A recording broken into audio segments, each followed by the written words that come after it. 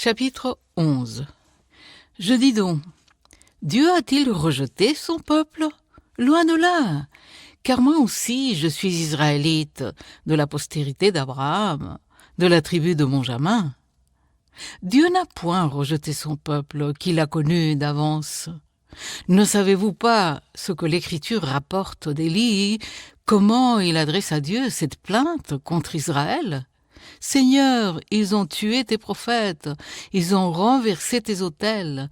Moi seul, je suis resté, et ils cherchent à m'ôter la vie. Mais quelle réponse Dieu lui donna-t-il? Je me suis réservé 7000 hommes qui n'ont point fléchi le genou devant Baal. De même aussi, dans le temps présent, il y a un reste selon l'élection de la grâce. Or, si c'est par grâce, ce n'est plus par les œuvres. Autrement, la grâce n'est plus une grâce. Et si c'est par les œuvres, ce n'est plus une grâce. Autrement, l'œuvre n'est plus une œuvre. Quoi donc? Ce qu'Israël cherche, il ne l'a pas obtenu. Mais les élus l'ont obtenu, tandis que les autres ont été endurcis, selon qu'il est écrit. Dieu leur a donné un esprit d'assoupissement, des yeux pour ne point voir, et des oreilles pour ne point entendre, jusqu'à ce jour.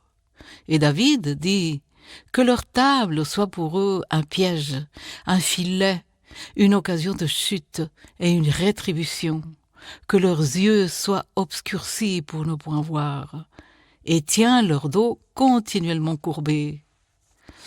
Je dis donc, est-ce pour tomber qu'ils ont bronché? Loin de là, mais par leur chute, le salut est devenu accessible aux païens, afin qu'ils soient excités à la jalousie.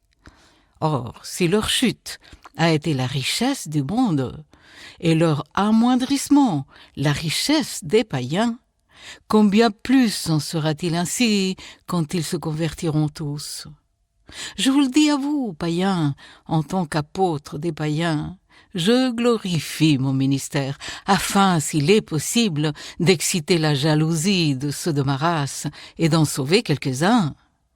Car si leur mise à l'écart a été la réconciliation du monde, que sera leur réintégration, sinon le passage de la mort à la vie? Or, si les prémices sont saintes, la masse l'est aussi.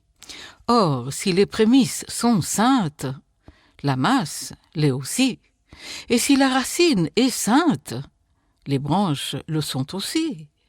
Mais si quelques-unes des branches ont été retranchées, et si toi, qui étais un olivier sauvage, tu as été greffé à leur place, et rendu participant de la racine nourricière de l'olivier, ne te glorifie pas aux dépens de ces branches. Si tu te glorifies, sache que ce n'est pas toi qui portes la racine, mais que c'est la racine qui te porte. Tu diras donc, les branches ont été retranchées afin que moi je sois greffé. Cela est vrai, elles ont été retranchées pour cause d'incrédulité. Toi, tu subsistes par la foi. Ne t'abandonne pas à l'orgueil, mais crains, car si Dieu n'a pas épargné les branches naturelles, il ne t'épargnera pas non plus. Considère donc la bonté et la sévérité de Dieu.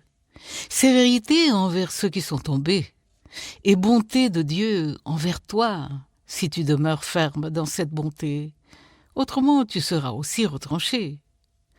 Eux de même, s'ils ne persistent pas dans l'incrédulité, ils seront greffés, car Dieu est puissant pour les greffer de nouveau. Si toi, tu as été coupé de l'olivier sauvage, selon sa nature, et greffé, contrairement à ta nature, sur l'olivier franc, à plus forte raison, eux seront-ils greffés, selon leur nature, sur leur propre olivier.